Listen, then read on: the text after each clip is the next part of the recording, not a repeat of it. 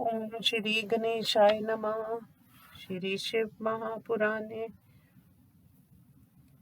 चतुर्था कोटि रुद्र संहितायाम अथाष्टादशोऽध्याय। हिंदी अनुवाद।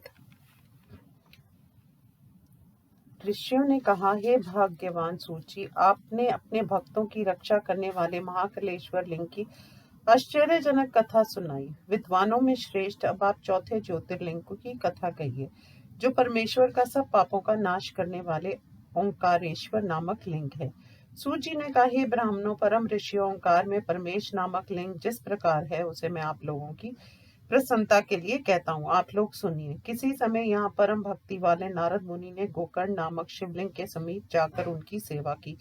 फिर वे मुनि श्रेष्ठ नारद जी विंध्य पर्वत पर आए और यहाँ उन्होंने सम्मान के साथ शिव पूजन किया।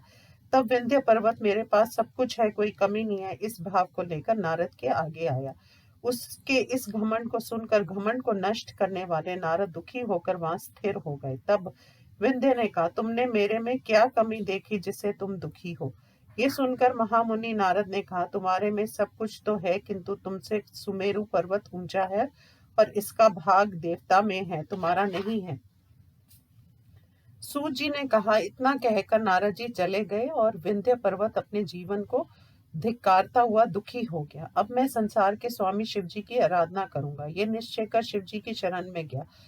ये वहां गया जहां ओंकारेश्वर लिंग था। वहां जाकर इसने मिट्टी का शिवलिंग बनाया। निरंतर 6 मास तक शिव जी की आराधना करता हुआ वह अपने स्थान से विचलित नहीं हुआ। इस प्रकार विंध्य पर्वत के तप को देखकर पार्वती पति प्रसन्न हो गए और उन्होंने अपना वह रूप दिखलाया जो योगियों के लिए भी दुर्लभ था। भक्तों के मनोरथ को देने वाले शिव जी ने कहा, जो तुम्हारी इच्छा है कहो, मैं तुम्हारे तप से प्रसन्न हूँ। विंध्य ने कहा, हे देवेश भक्त वत्सल शिव जी, यदि आप मुझ पर प्रसन्न हैं तो अपने कार्य को सिद्ध करने वाली बुद्धि मुझे दें। सूत जी ने कहा, यह सुनकर शिव जी ने कुछ समय तक मन में विचारा कि दूसरों को कष्ट देने वाला यह मूर्ख विंध्य मुझसे वर मांग रहा है।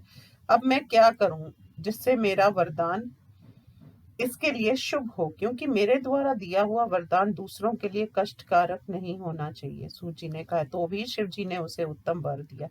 पर्वतराज विंध्य, तुम्हारी जैसी इच्छा हो वैसा करो। इस प्रकार निर्मल चित्त वाले सभी देवताओं ने शिव जी की पूजा करके उनसे आप यहीं निवास कीजिए ऐसी प्रार्थना की। देवताओं की इस प्रार्थना को सुनकर शिव जी ने लोक कल्याण के लिए उस प्रार्थना को स्वीकार कर लिया।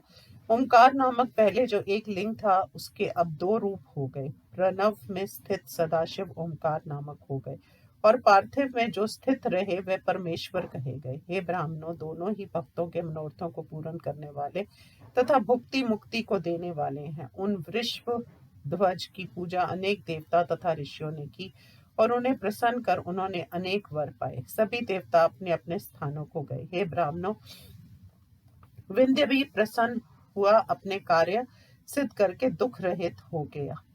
जो इस प्रकार शिव जी की पूजा करता है, फिर माता के गर्भवास का कष्ट नहीं भोगता और वह निस्संदेह इच्छित फल को पाता है। इस प्रकार तुमसे ओंकारेश्वर लिंग का संपूर्ण महात्म्य कह दिया है। अब मैं केदार नामक उत्तम लिंग का वर्णन करता हूँ। इस प्रकार श्री शिव महापुराण में ओंकारेश्वर ज्योतिर्लिंग महात्म्य नामक वर्णन नामक 18वां अध्याय समाप्त। ओम नमः शिवाय।